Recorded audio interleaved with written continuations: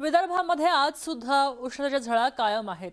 आजपासून नवतपा सुरू होणार आहे। 25 मे पासून 2 जून हा 9 दिवसांचा काळ नवतपा म्हणून ओळखला जातो। ज्योतिषशास्त्रानुसार नवतपामध्ये उष्णता सर्वोच्च पातळीवर जाते।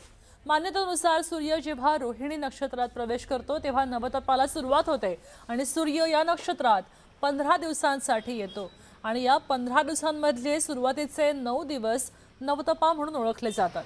दरवर्षी मे आणि जून महिन्याच्या दरम्यान नवतपा येतो आणि या काळात पृथ्वीवर सर्वात जास्त उष्णता असते।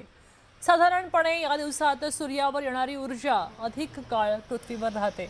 शिवाय सूर्य पृथ्वीच्या जवळ येत असल्यामुळे सूर्यकिरण सरळ पृथ्वीवर पडतायत आणि उन्हाचे चटके अधिक जाणवतात। नवतपात वैज्ञानिक आधार नसला तरीही नवतपात पाऱ्यानं अनेक वेळा विक्रमी उसळी घेतल्याचंही पाहायला मिळाले।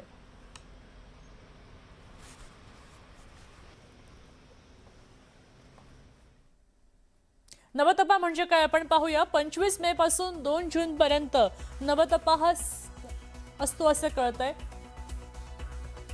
या दरम्यान सूर्य रोहिणी नक्षत्रात प्रवेश करतो।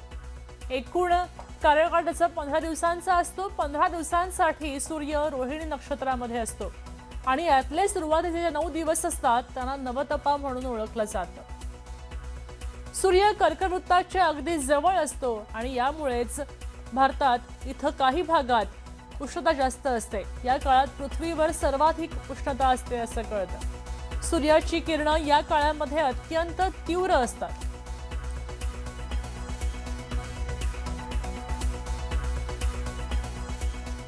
बरं, या काळामध्ये काळजी नेमकी काय घ्यावी?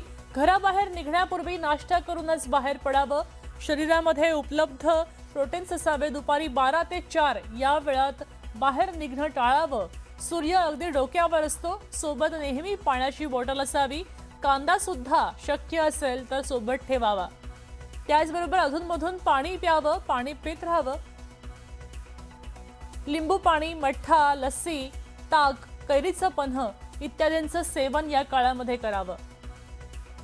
बाहेर पडताना दुपट्टा किंवा स्कार्फ, टॉवेल, टोपी आणि गॉगल्सचा सुद्धा वापर करावा।